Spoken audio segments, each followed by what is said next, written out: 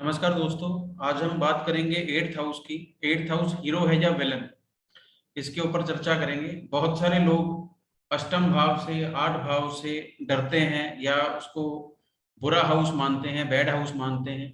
कोई प्लेनेट आठवें भाव में हो तो वो दिक्कत परेशानी करेगा, वो दिक्कत देगा, ऐसा माना जाता है। लेकिन अगर हम केपी एस्ट्रोलॉजी की बात करें तो केपी एस्ट्रोलॉजी में कोई भी भाव एक व्यक्ति के लिए खराब हो सकता है, उसके दूसरे किसी काम के लिए, दूसरे किसी रिश्तेदार के लिए अच्छा हो सकता है।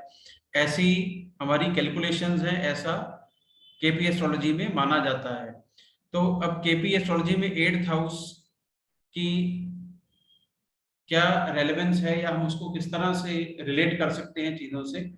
आठवां घर किसी एक इवेंट के लिए खराब हो सकता है, एक रिलेटिव के लिए खराब हो सकता है, मेरे लिए खराब हो सकता है, दूसरे के लिए न्यूट्रल हो सकता है, तीसरे व्यक्ति के लिए या तीसरे इवेंट के लिए वो पॉजिटिव हो सकता है। वो किस तरह से हो सकता है दोस्तों, केपी एस्ट्रोलॉजी में हम एक चार्ट से बहुत सारे रिश्तेदार या चीजों को देख सकते हैं। जैसे आठवां घर मेरे चार्ट से या आपके चार्ट से पिता का 12वां घर गिना जाता है। पिता को हम केपी एस्ट्रोलॉजी में नवम भाव से देखते हैं, तो नवम का जो 12th है वो अष्टम भाव बनता है। तो अष्टम भाव से किसी भी जातक के पिता की इन्वेस्टमेंट्स, उसका लॉस, उसका फॉरेन जाना या किसी दूर जाना घर से, 12th हाउस फादर का देखा जाएगा। पिता की इन्वेस्टमेंट्स 12th हाउस से देखी जाएंगी। पिता से मिलने वाली लेगेसी जो है वो अष्टम भाव से देखी जाएगी। तो अष्टम भाव पिता की इन्वेस्टमेंट्स को मेरे चार्ट में मेरे पास लेके आने का काम करेगा। मदर का, अगर आप फादर की बात की तो मदर की बात करते हैं, तो मदर का 5th हाउस है। मदर का हाउस केपी एस्ट्रोलॉजी में 4th हाउस से हम देखते हैं। 4th से जब हम काउंट करके आते हैं 4 5 6 7 8, तो पंचम भाव बनता है। तो मदर का 5th हाउस है, तो मदर को 5th हाउस से क्या क्या मिलेगा। अब मेरा अष्टम हाउस है लेकिन मेरी मदर के लिए वो पंचम भाव बन गया। तो पंचम भाव संतान का भाव है, पंचम भाव गुड हेल्थ का भाव है, पंचम भाव क्रिएटिविटी का भाव है, पंचम भाव मंत्र उच्चारण का भाव है। तो पंचम भाव के रिजल्ट मेरी माता जी को मिलेंगे जब मेरे खुद के चार्ट में अष्टम भाव ऑपरेट होगा। और बीवी के लिए हम धर्म पत्नी को सप्तम भाव से देखते हैं। तो अष्टम भाव सप्तम से दूसरा हो गया तो सेकंड हाउस बना। सेकंड चाइल्ड को, फर्स्ट चाइल्ड को हम 5th हाउस से देखते हैं और सेकंड चाइल्ड को हम 7th हाउस से देखते हैं। तो उन दोनों के लिए, किसी जातक की पत्नी और उसके सेकंड बच्चे के लिए अष्टम भाव सेकंड हाउस हो गया, तो उसका धन भाव हो गया, धन स्थान हो गया उसका। तो उसका बैंक बैलेंस, उसका कुटुंब हम अष्टम भाव से देखेंगे। अब दूसरा भाव मारक भाव भी हो गया वाइफ और सेकंड चाइल्ड के लिए, और फर्स्ट चाइल्ड के लिए 4th हाउस का काम करेगा मेरा अष्टम भाव या किसी जातक का अष्टम भाव। प्रथम संतान हम पंचम भाव से देखते हैं, तो पंचम भाव से आप गिनते हुए जब आएंगे अष्टम तक तो चौथा हाउस बनेगा। तो उसकी एजुकेशन, उसको व्हीकल, उसको प्रॉपर्टी, उसको माँ का सुख अष्टम भाव से देखा जाएगा।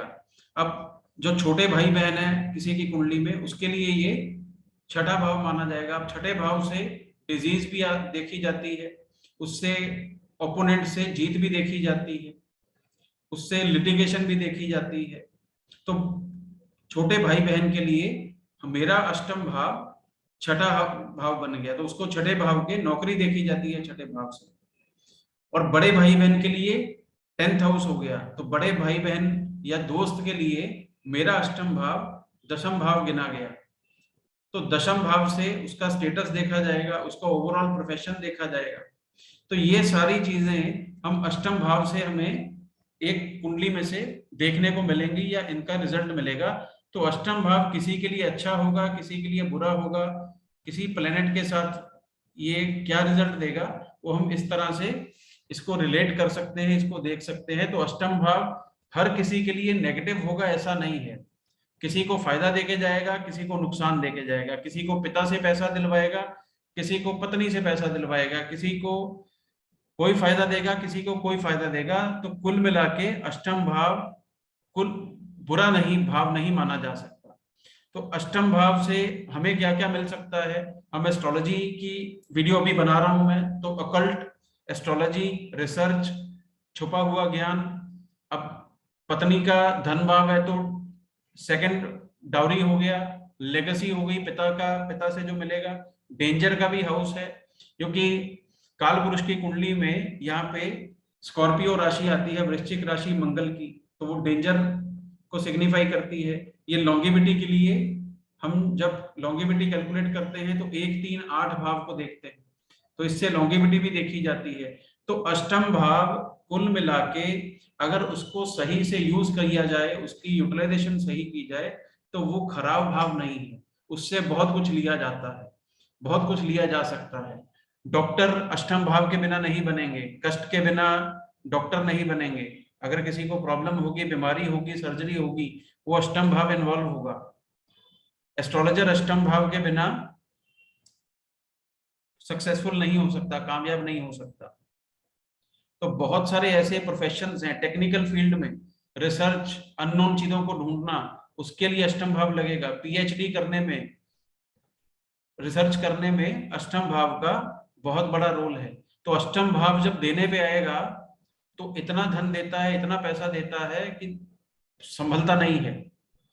तो जो डॉक्टर्स हैं, अच्छे वकील हैं, इवन जज हैं, जेलर हैं, जो जितने प्रोफेशंस जो अष्टम भाव से जुड़े हुए हैं, तो उनके पास कम पैसा नहीं होता।